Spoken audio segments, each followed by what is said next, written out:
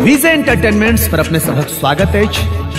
अखन उपस्थित छी दुर्गा पूजा के एकटा नव भजन लऽ कऽ, जाहि में अपन आवाज देने छथि मिथिलांचलक प्रसिद्ध गायक विकास झा, संगीत सँ सजेने छथि जय तिवारी और गीत छनि अमरेश यादव जी के।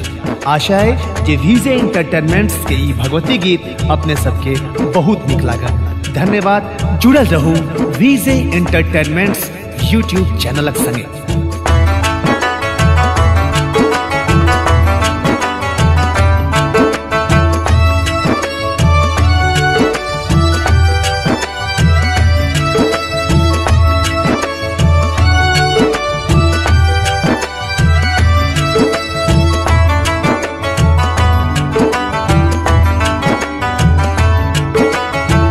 नव दुर्गा सातों बहिन के चरण के पूजब, घर में कलश हम बैसब है, घर में कलश हम बैसब है।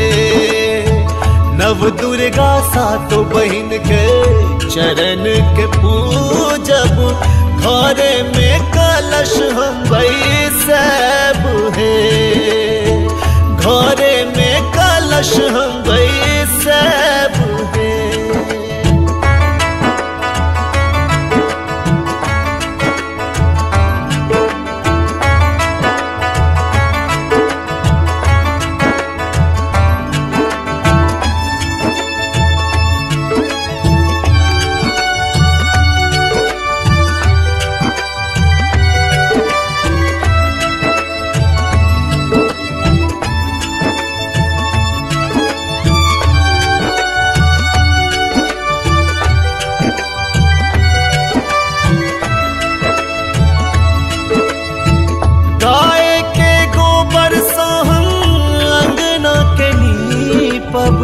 नौ दिन करब उपास है, गाय के गोबर से हम अंगना के नीपब, 9 दिन करब उपास है।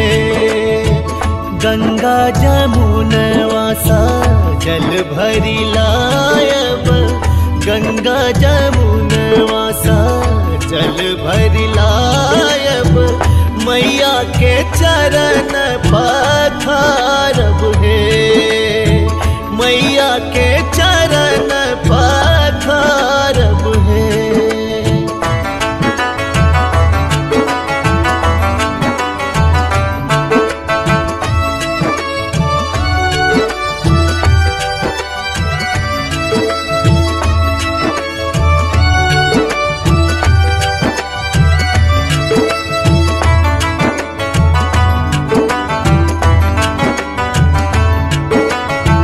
जगमग जगमग अंगना सुहावन, घी के दीप जरब है। जगमग जगमग अंगना सुहावन, घी के दीप जरब है। अरहुल फूल के माला, घी और कपूर के बाती, अरहुल फूल के माला, घी और कपूर के बाती, मैया के आरती उतारब है, मैया के आरती उतारब है।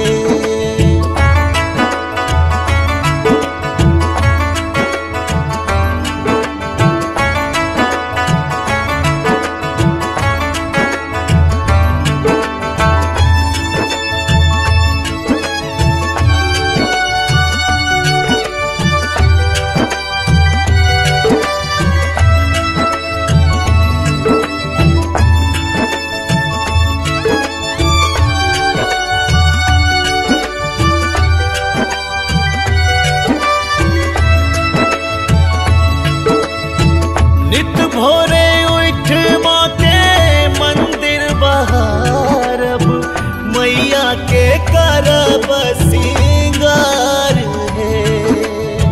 नित भोरे उठ माँ के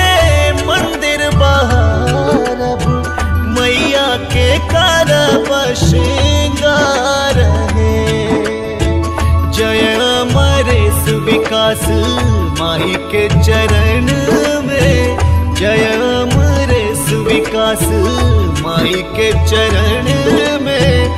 ठार छै माथ झुकाए, ठार छै माथ